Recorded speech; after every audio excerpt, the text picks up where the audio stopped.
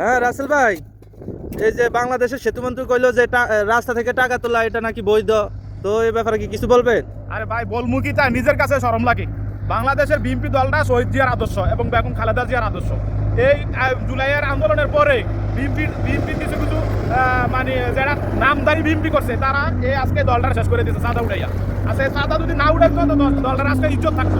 আজকে সে মন্ত্রী আজকে এটার পক্ষে কথা বলতেছে, তাহলে আজকে লজ্জাজনক আর কিচ্ছু নাই। কারণ শহীদ জিয়ার আদর্শ নাই বিএনপির ভিতরে।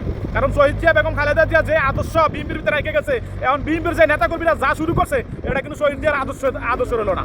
ঠিক আছে, এই সৌদি আরবের মাটিতে শহীদ জিয়ার নাম শুনলে শহীদরা হাতবার সালাম দেয়, আর সেই শহীদ জিয়ার দল বিএনপি আজকে তারা চাঁদায় পরিণত করছে। আজকে সেই সেতুমন্ত্রী কয় যে এটা কিছু না। তো এটা আসলে লজ্জার বিষয় আমাদের এটা বাংলাদেশের হিসাবে। তাহলে এটি আপনারা চাঁদা মনে করছেন নাকি? আর অবশ্যই চাঁদা, তো এই চাঁদা এই চাঁদার জন্য কি শহীদ জিয়া এই দল করে গেছে।